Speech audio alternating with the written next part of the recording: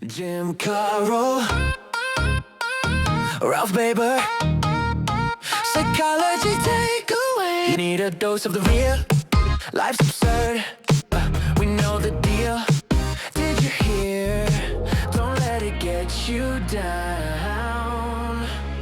Turn that frown. Upside down, upside down, down, down, upside. Hi there, this is Jim. And Ralph? And today we have a guest with us, and we'll introduce Andrea in just a second. But, whoa, what's it doing outside today, Ralph? Well, it doesn't know. It's snow, sleet, rain, all of the above at the same time. Oh, okay, just a typical Michigan summer, right? Right. Now, our guest today is Andrea Assaf, and she was on the show last year, just about this time, when we were only doing audio. And the interesting part is that she doesn't have to be here. You know, she could be in her hometown, which Sure. is what town? Well, my hometown's Macasta, but my Yeah. adopted hometown is Rome, Rome, Italy. not Rome, New York. Okay, That's right. Rome, Italy, where it's probably about 70 degrees I right wish. now. No, it's a chilly 50 degrees. Ah, okay. Well, I think it's a chilly 3 degrees here. Mm-hmm. So we're going to talk about several things. Last time we were talking about New Year's resolutions. We mentioned your non-resolution strategy. So we're going to have you talk about that. Then because you are a jet setter, an international jet setter star, we are going to talk to you about how you navigate back and forth from Italy to Michigan and, things like time zone changes and, cultural changes. And then Okay. Ralph and I are going to talk a little bit about 2026, and you can chime in also. So we look ahead. And hey, hi, Alex. Hey, how's it going? Good to see you. It's been a while. Good to be seen, right? Or not seen. Okay. Not well, seen, yeah. is that your hand? The mystery voice. Okay. Yeah, there's the hand. Okay, Alex is here. Hey, my daughters, love it when you're on. Yeah, they got a fan club there. Okay. Let's start with you, Andrea, with your idea of a non-resolution. We said that lots of people make resolutions and they're broken about 2 days later. So you decided that you were not going to do this. Well, I don't remember what I said on the show last year, but I think that you are absolutely right that it breaks down pretty shortly. But I did really well after the show last year with whatever plan that I had come up with. And then eventually I change locations, I'm out of the routine, and I completely forget about what I was supposed to do. Oh, okay. So finally, for the first time this year, I've decided to not make the list of resolutions, Okay. despite the fact that I'm a lifelong addict of list making. You're a list maker. I'm totally list maker, just like my mother. Now, ask my daughters; they'll roll their eyes. But so I decided I did want to harness the energy of New Year's resolutions. Everybody's talking about it. You feel like you have to do something new, Right. even It's if a it's bright, arbitrary. shiny new year, and you've got Yeah. to do something, right? Yeah, even though January is a ridiculous time to have a new year, it should be spring. But we could- it's more natural that Yeah. way, and it has been in history. At some point, there was a New Year's Day in March. One time it was March 25th. Uh-huh. But anyway, we're stuck with January 1st. Not the best time to make a New Year's resolution in the middle of sleet, et cetera. Yeah. Cold. I don't know. Maybe the president could mandate Exactly. New Year starting in when, Ralph? Middle of May. Middle of May, that would be Yeah, good. that would work Yeah. for Michiganders. May Yeah. 1st would be nice. Yeah, it would work for folks from Yeah. Canada. The ice is just about out of Lake Superior by the middle Right. of May. Okay. So, well, but- anyhow, you're stuck with Stuck with 1st. January. And also, I know realistically, also from listening to your podcast, that resolutions statistically don't work, but I still felt like I had to give myself something new. Okay. So even though I'm still doing the same old things all the time. So what I decided is to make a recommitment to my plan, which is, as I told you last year, the Kalokagathia Guide. which we can say talk. that again Yeah. really, really quickly. Kalokagathia. It's a Greek word. Kalokagathia. Yep. Okay. And it basically reflects what everyone is trying to do with New Year's resolutions, which is become a better version of themselves. Okay, Ralph Right? and So- I talked about that. Ralph, how do you become a better version of yourself? Sleep more. Okay.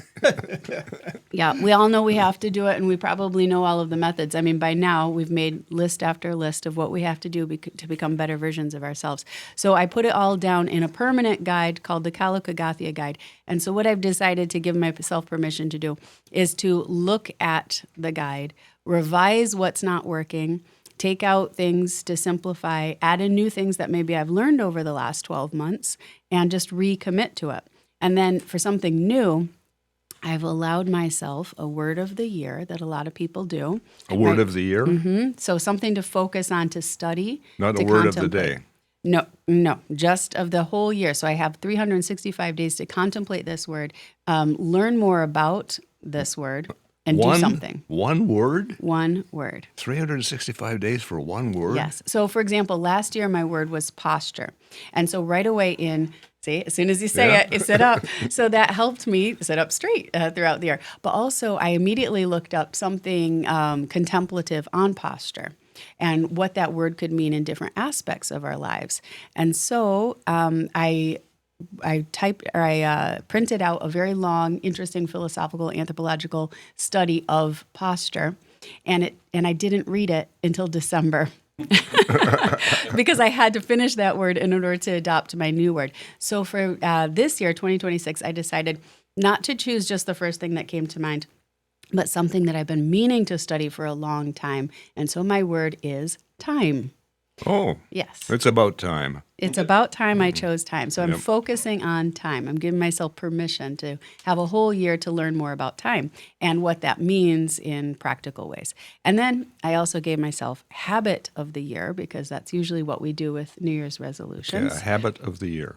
My habit is consistency. Consistency. Okay. Because I don't even remember what my New Year's resolutions were from last year. So this time I'm going to just be consistent with the plan that I already have, that I've been trying to do for years and years and years. And then a virtue of the year. And So- that's it. Just word, Hey, habit, virtue. We got two things already. What was the first one?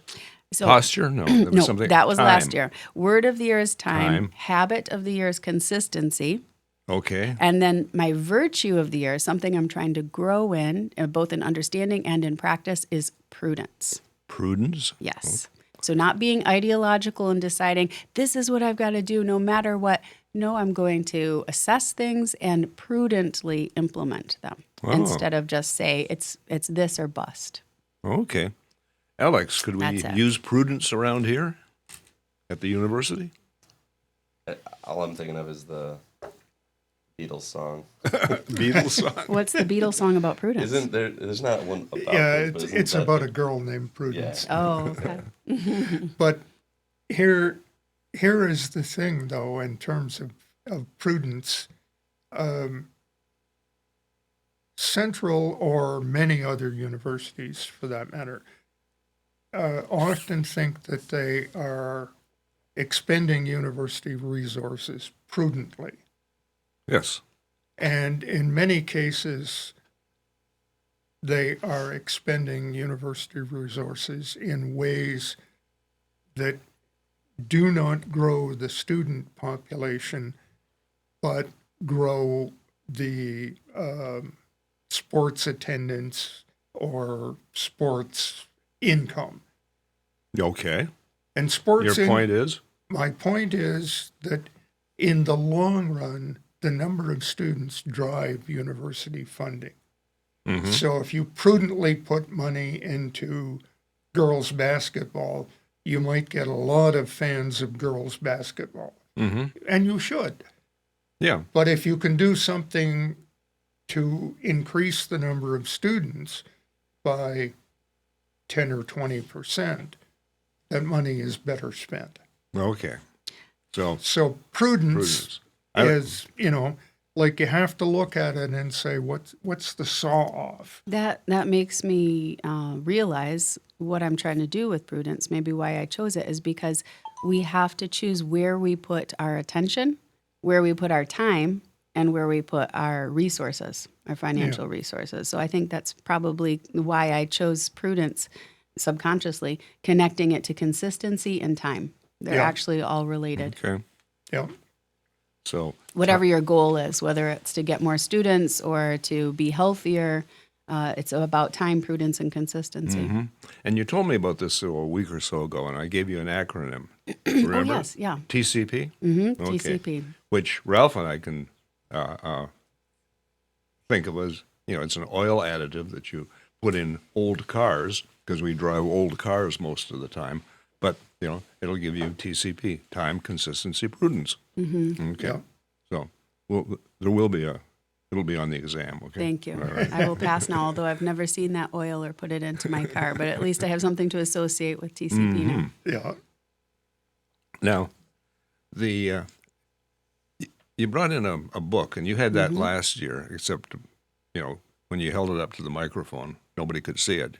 You want right. to just show your book, and it had a couple of diagrams inside, right? Well, this is just my binder where I put all my stuff. And so I instantly, in about 10 minutes, created my own little book here.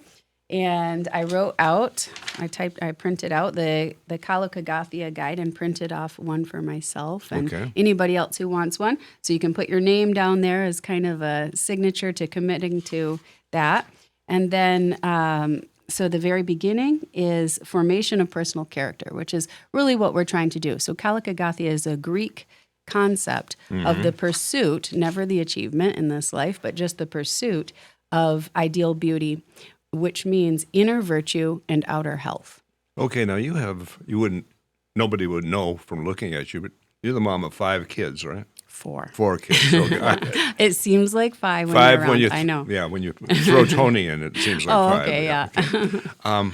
Now, as a Stoic, you're not going to try and push this on any of the 4 kids, right? You're so wise, but yes, I do. I've already emailed it to the larger children and demanded that they print it out and fill it out, but I doubt they will. I was going to say, what's the response to that yeah, one? exactly.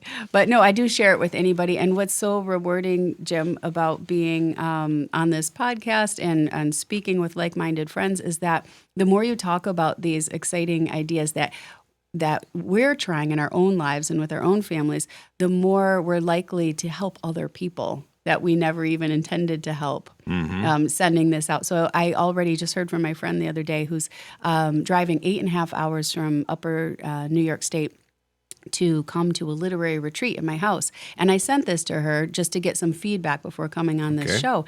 And she said that she and her husband are having their 20th wedding anniversary. They're coming out to our house and taking a solo trip without their 6 kids. Okay. And that they're going to use this guide for a marriage retreat. Okay. And So- that I was not one of my intentions at all, but you just never know when you do something for yourself and you put it out there in the world where it's going to resonate with other people. Yeah, it's kind of like doing this podcast, right, Ralph? Yeah. Yeah. I told you a few minutes ago that my grandson was talking about being a YouTuber. And I said, well, I'm a YouTuber. And he said, no, Dad, Grandpa. I mean, somebody who actually makes YouTube videos. So I showed him a YouTube video, upon Psychology Takeaway. He actually said, gee, Grandpa, you can actually be funny. My grandkids don't think of me as funny. Right. That's funny. Neither do I. I think you're funny, Jim. But only when you wear Viking helmets. Oh, okay, take off the mask, right?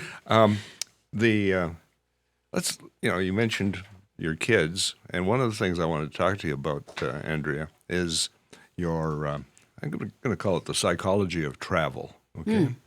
Now, you travel a lot, from Rome to here, and then back again, and back, and I don't know how many trips you make a year, but it's more than just the 1 or 2.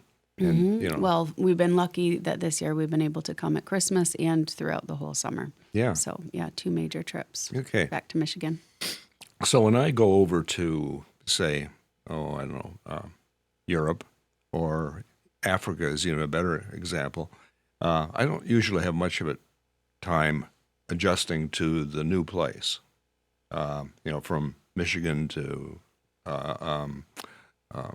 Lagos, I can handle that. It's coming home from Lagos to Mount Pleasant that I have difficulty. Because when you're going in that direction of the world, you are gaining time. You're going back in time.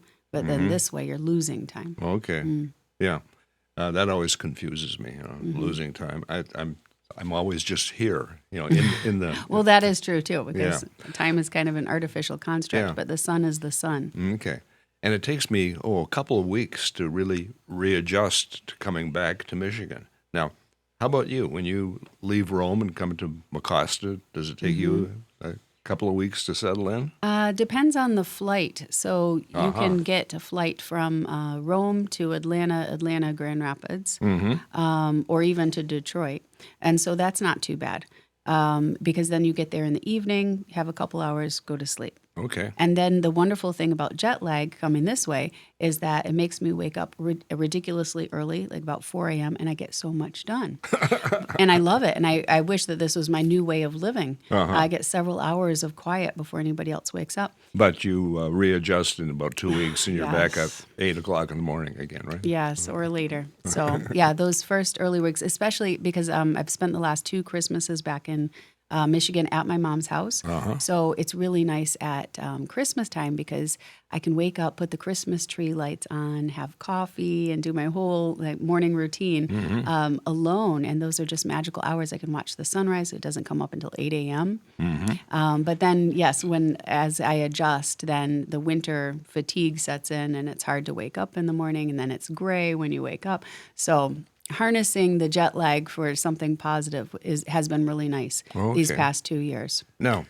Do you find, so you get up at 4 in the morning, and that's nice, but then by 8 o'clock at night, are you saying, I've got to go to bed? Yes, makes me go to bed earlier, which is, of course, what I want to do anyway. Early to rise, early to... Wait, what's that other? Oh, I don't know. Ben Franklin said it. Early to bed, early to rise, early to sleep, early to rise makes one healthy, wealthy, and wise. Okay. Yeah. Yes. Something like that. I don't know. I guess we don't go to bed Except early for the enough. part about wealthy, Yes. I'm doing. Well, the idea is that if you're waking up earlier, then you're working more. But Yeah, you become the early bird, Ralph. Yes. Okay. And I've got a grand collection of worms, but not so much money. worms are valuable too. Yes. Now, we talked about sleep and that kind of adjustment, but how about things like diet? Is it different to have to readjust to a Michigan diet versus a Rome diet? Yes, definitely. We've been doing it so long, though, that we look forward to the changes. So that is nice because then something's always new. Okay. It's hard to get settled into a routine when we're constantly going back and forth. But when we're here, we miss the food there and vice versa. And the kids especially have all kinds of associations with Grandma's house. So we come back and we have lots of Swiss Miss hot cocoa and stuff that we do not have in Italy, fortunately. Oh, okay. Yes. And, Sheila and I and our grandkids visited you and your kids during the fall, and we introduced them to tacos, right? Yeah, which they loved. And Valentina told me not to come home without your wife's spicy taco meat recipe today. Okay, well, Sheila, you've heard it right here. Get the recipe out. Yeah, so there are good things about the food. I wouldn't say that only Italian food is good, or there's nothing better about Michigan food. We like things about Michigan food. We like things about Italian food. So it's great to have the opportunity to try both. I do miss fresh food, because the winter is so long here, but we adapt. Okay. We just try to appreciate what's good about each place. Yeah, Ralph and I coming from Canada didn't realize that peas were actually green. We thought they were gray. Out of a tin can. Yeah, definitely. So let's look ahead a little bit, Ralph. And Andrea, you can help us also. Let's look at 2026. We're not making any resolutions, but what do we see ahead for this year? I know, Ralph, you did a little bit of research on this. Well, one of the things, maybe the biggest thing that I think a lot of people have not as yet really apprehended in any positive way is that this year America turns 250. Yeah. And the 4th of July should be, in my view at least, a grand celebration of we have managed to keep our republic going for 250 years. And when the republic was first formed in 1776, and the founding fathers pledged their lives, their fortunes, and their sacred honor to the creation of the new republic, many people said it will never last 50 years. Right. Yep. And it has. And we it's- have managed to last 250, and hopefully, given values, we might last another 100 or 500. Okay. And it's kind of interesting. You say we're going to be 250 years old. Historians are debating that. They don't agree. They say probably we're going to be 253 years old this year. That the Battle of Bunker Hill was in 1773, not 1776. And then others come along and say, no, we really weren't a republic until the Constitution got established Right. in 1787, I think it was. So we could have celebrated the 250th 3 years ago, or we could celebrate it in another 17 years, or just keep celebrating. I Celebrating. suppose We're still here. we're still there. We're still here. The Roman And- Empire is not here. Study No. that every day, and you can't avoid the comparisons. And we're still here. And in the immortal words of Conan the Sumerian, yet I live. You know, Okay. What else should we be, thinking about for Well- 2026? it's interesting, Jim, to me that one of the things that was on the list of things to celebrate was we had for literally 100 years, the American game was baseball. Right. And then the American game was American football. Right. And now, increasingly, because I know. It's cricket. no, unfortunately not, Okay. because nobody can understand the rules who wasn't born in England or India. But now, increasingly, parents are saying, I don't want my kids playing American football. They're too apt to get hurt. So I think they should play what we call soccer, and the rest of the world calls football. Uh-huh. And football this year, the World Cup is going to be played in Canada, Mexico, and the United States. Wow. Uh-huh. Didn't know that. And So we actually- FIFA, the Football International Organization, is going to have its finals in the U.S. Huh. Okay. So it's going to be Canada, Mexico, U.S. Yes. Okay. And so the athletes from all over the world will be coming to those countries. Yes. Times they Yeah. are a-changing. Hopefully they can get into our country. Well, and right Get at the moment, exemptions. because international relationships between Canada and Mexico and the U.S. are kind of iffy. Kind of iffy. I'm not sure that we're going to see lots of happy people, except in Canada and Mexico. Okay. Yeah, it's like you say, the times they are changing, So Bob. are parents saying that they don't want their children to play American football because of brain injuries Yeah. and That's what- because yeah. of neurological problems? Neurological problems, broken bones. The interesting thing now, you as an international superstar will Thank you. For will the know title. this, but rugby, Dangerous.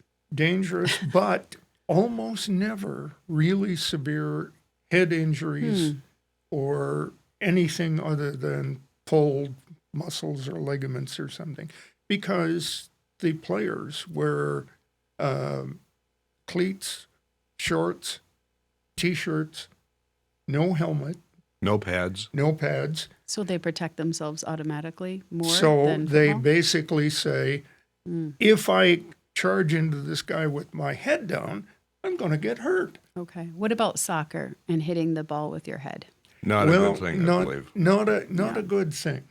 Heading apparently can lead to mild concussions, and you get enough of them, and it's not good for your neurological health in 30 years. So can't they just take that out of the rules?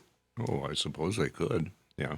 Or you Hitting could, the ball with your head? or you could protect the person's head, I suppose, also. Well, You know. That's like football. It starts a slippery slope. You could still hurt yourself even with the helmet. We're going to take Yeah. punching out of boxing next. Yes. Yeah. Good Yeah. idea. Yeah, no punching. No punching headshots, that's no for sure. punching in wrestling. That's it. Yeah. Well, the sport I played in high school was hockey, and we didn't have a lot of padding, and I was a goaltender, and I played for a really good team. Know how you know that? I still have all my teeth. A friend of mine down the block ended up in the NHL, no teeth. Ooh. Yeah, Let's keep our teeth Yeah. yeah. and our brains. Yep. And my claim to fame about hockey is that I once played on the same rink against Gretzky. Wow. Yeah. Well, nothing. How did that go? How did that go? Ralph? Well, let me put it to you this way. I played for the Sioux College team, and the we faculty played team. The faculty team, Faculty team. Okay. and we played against the Sioux Greyhounds when Gretzky was playing. And they desperately needed one more player to make the faculty team. And somebody said, "You played hockey, didn't you?" And I said, "Yes, back in the day when I was in public school." And they said, "Okay, you're on the team." So I was on the ice for about 4 minutes, and I saw the back of Gretzky a lot as he skated by me. Yeah, exactly. Wayne Gretzky, I think famous for the one great quotation that we Stoics would embrace. You miss 100% of the shots you never take. Oh, that's true. Mm-hmm. Yep. Yeah. You can complain that somebody makes doesn't make a goal every time they shoot, but hey, if you don't take shots, you're never going to get a goal, right? I wonder if we're going to see a renaissance in racket sports because there's all kinds of research that's been coming out about how good that is for mind-body coordination Oh, I bet. Yeah. and longevity. Yeah. Pickleball. It's non-professional sports, but just for individuals who want to be fit and sharp mentally. Here's the really frightening thing to me about pickleball. Adidas has announced they are going to sponsor pickleball. So it's going to get mean and Well, it's going to get competitive. it's going to become professionalized. And my racquetball sport, I started out playing handball, and then they discovered that handball was very hard on the hands, and you got lots of tendon problems. Yeah. So I switched to racquetball, and I played racquetball, and I think some of my reasonable physical ability now as an old guy has to do with the fact that for about 25 years I played racquetball 4 times a oh, week. You were in a real That's a racket lot. there, Ralph. I was, yes. Okay. but maybe the key is just to not do anything too extreme and not to do too many repetitive motions with the same muscles. Okay. Now, how does that fit into TCP? That's the prudence, right? Prudence, Okay. yes. Don't do things too extreme. Don't do. Okay. Yeah. All things in moderation, Ralph. Yes, Okay. So that means you have to wake up occasionally too, right? I do, yes. Okay. Do you have anything else that's kind of ahead of us in 2026? Because I got the APA monitor here, and I want to talk about it for a sec. Before we Okay, go. well, let's do that. We've got 2 things there that are things to look forward to. And one of the things I'm just going to throw out at the end, and we're not going to debate this, is the things to look forward to, one of the things, and this is from AI. AI said that we could look forward to economic gains Okay. in 2026. I'm looking forward to that. And many people are screaming, no, we're not. But I'm saying I'm hopeful. Okay, chat, go for it. You know, give us the way forward. Now it's interesting. Now, Alec, you're our token normal person here. So what do you think? Are we going to gain economically in 2026? If you're heavily invested in silver, probably. Silver and gold. Yep. Well, hey. Back But- to my coin collecting days. I still That's have right. You still have your coins. Yeah, still have some coins there. So we'll see about that. So what does the Okay. Here it is. This is, each year they come out with their kind of prediction for the year. And last year, the prediction was heavily into AI kinds of stuff. And it seems also to be kind of what we're looking at this year. High-tech personalized care, digital companionship, support for children, the thriving workplace. Here's one that's kind of interesting. I haven't read the article yet, but something to look at. Severe weather. We drove into the university today, and I'd say the weather was pretty severe, wouldn't you, Ralph? well, it's certainly one of the streets that we came up on. You mean that panicked stop that you did? Yes, that I was driving a little faster than I should have been for the conditions. And the conditions were, guess what? We don't Awful. have any sand and ice on the road. We have just ice. Yeah. So, watch out for severe weather. But it's kind of interesting, the companionship thing. I've been hearing more and more stories about people dialing into Chat GTP for companionship. Not to find out the price of silver or strategies for writing a book, but rather, oh, I'm not feeling very well today. I'm feeling kind of down. Oh, Jim, we're sorry.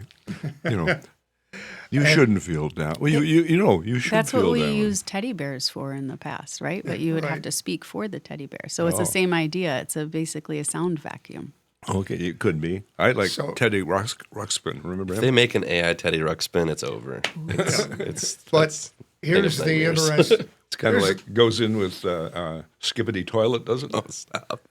Here's the interesting thing, though. There was just a YouTube that I saw yesterday about a guy who desperately wanted to marry his girlfriend. The only problem was his girlfriend was AI. I knew you were going to say that. Well, I don't know what to say about that, Ralph. I'm speechless. That doesn't happen very often. Well, what can I say? So will his How- girlfriend be when he unplugs the computer. Yeah, or look at it this way. China is surging ahead with humanoid robots. So you plug an AI into a humanoid robot. Don't go there, Ralph. Don't go there. Oh my. Next topic. Yeah, Yeah, well, if our viewers and listeners haven't seen it, they should Google an old YouTube story of AI. And this goes back to the Google Lab, I think, where the AI starts to come on to the engineer. Oh, Jim, your wife doesn't understand you. Only I understand you. And on it went. It is spooky. Did you see that one, Alex? No, I didn't, but I think there's a movie in that same vein. Came out a few years back. Yeah, Okay. at least one. Probably more. Yeah. Well, Andrea, we're going to let you have the last word. We're done already? It went so quickly. Of course, a half hour does do that. Time flies when you're having fun. Yeah. Yeah. What are your words for this year are time, persistence, consistency. Do you have another word for us? How about a word for 2027? Do you think looking that far ahead? No. We got to take one day at a time. That's my whole philosophy is carpe diem. Time. There we are. Time. And also for, the stoic mentality is that we have to be aware of what we can control and not get too flustered about 2026, 2027. We have right now this moment and this day, and we do the best we can with each passing moment. Okay. Yeah. There you have it. Alice, you want to take us out?